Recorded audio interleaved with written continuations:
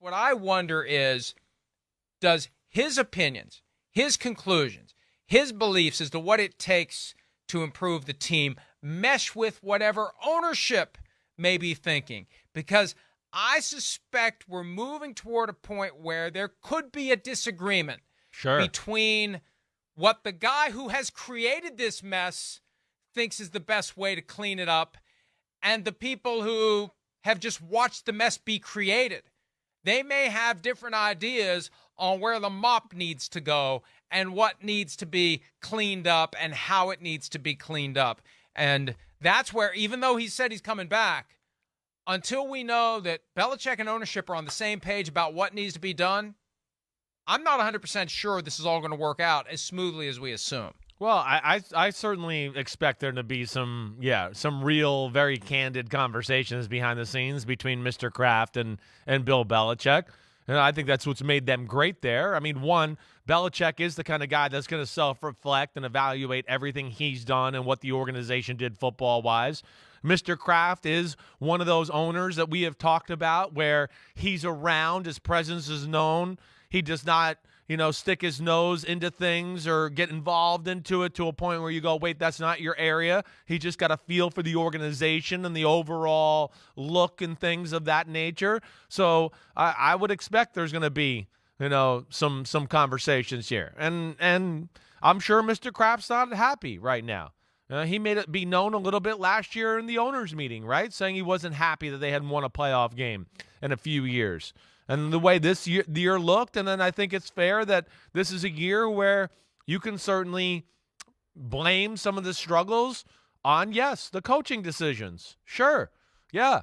Bill Belichick, the offensive coordinator thing, I mean, that's directly on Bill Belichick. There's no doubt about that, let alone, hey, they faltered in some areas on the field this year that we're not used to seeing. They were up there in the league leaders as penalties. We saw them mess up some big, moments in situational football that we're not accustomed to seeing. So I'm with you. I expect them to be back, but I'm with you in the fact that I wouldn't be shocked there's a little tension there this offseason between Mr. Kraft and Bill Belichick. And, you've heard for weeks, and others have talked about Bill O'Brien coming back. Yeah. That would seem to be the obvious solution here, assuming ownership is on board with it. But they have to do something to make the offense better. And the other thing that was significant from what Belichick said yesterday, he was asked about Mac Jones being the starting quarterback for 2023. Right. Miles Simmons and I addressed this yesterday right after it happened. He didn't say yes. And anytime there's any equivocation with the starting quarterback of the New England Patriots, I think, what would Bill have said if he'd been asked the same question about Tom Brady in his prime? And that's what you compare it to. He would have rolled his eyes and said, next question. He wouldn't have even dignified it with a response. For him to not make it clear that Mac is their guy tells me they're thinking about what to do next. And there's been tension there all year. There have been issues behind the scenes all year. Mac has been pissed about the change from Josh McDaniels to a couple of guys who weren't offensive coaches, much less offensive geniuses. Definitely. And then you throw in the Bailey Zappi thing, right, and he was pissed. And then at the end of the year, what did we see? Temper tantrums every week. And I don't care what Bill Belichick says or doesn't say about the dirty play against Eli Apple. That was a dirty-ass play by Mac Jones. And somebody in that organization may have seen that and been turned off to Mac Jones as a member of that team going forward. And they're not going to come out and say it. They'll just move on at the right time. They'll trade him to Josh McDaniels at the appropriate moment. There's no reason to trash the guy on his way out the door, but it sure seems like he's going to be on his way out the door. It does seem like it's a possibility, shockingly enough. And, I mean, I'm with you in that I do think that was a dirty play. I don't think that's the part in the fact that's going to, change the outlook of him overall. I do think what you said originally, but it can be the last straw, a tiebreaker. If you're already thinking about it, right. Exactly. Yeah, I hear you there. I do think everything you laid out is an issue, and it seems like it's an issue, and it seems like it's almost a little, Again, I don't know if it is. It just seems like it is almost a little personal as far as what's gone on there. You explained it the right way. Mac Jones wasn't happy. He was telling people he wasn't happy. He was calling people about, hey, can you help us with ideas and do stuff like that, right?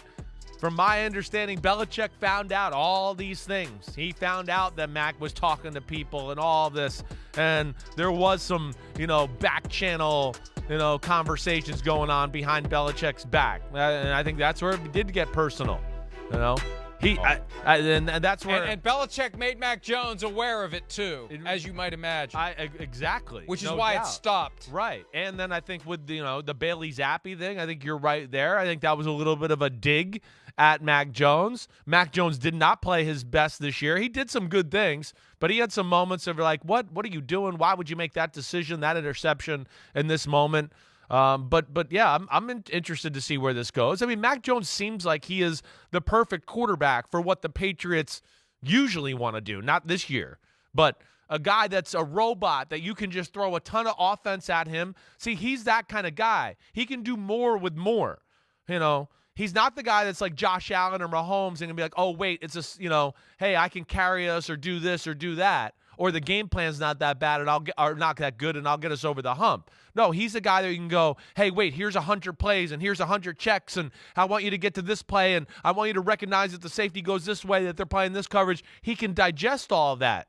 And that's where the McDaniels and the Shanahans of the world loved him coming out in the draft because they know, wait, I can give him a lot of answers and he'll be able to do it.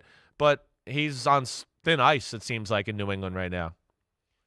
But you know what? I thought of something as you were saying that. Yeah. And it reminds me of what I've heard people say about Howard Stern. Yeah. That there will never be a Howard Stern because whoever the next Howard Stern is going to get canceled on his way to becoming Howard Stern. Because you can't be who Howard Stern was before he graduated to the guy that he now is, right? And I thought of that, as weird as it sounds, Mac Jones, because he lacks the physical ability to go out there and do what Josh Allen and Patrick Mahomes does, nobody's ever going to be patient enough with him to basically become the next Tom Brady. That's what you're saying. A guy who can process everything, a guy who can make the decision, a guy who knows exactly where to put the football, looks across the line, everything makes sense, runs the offense.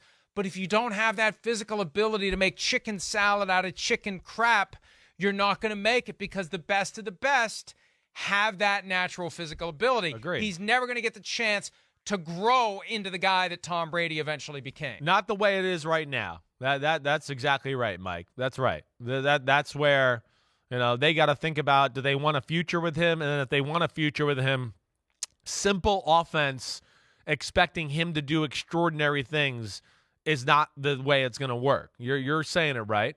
You need an extraordinary offense.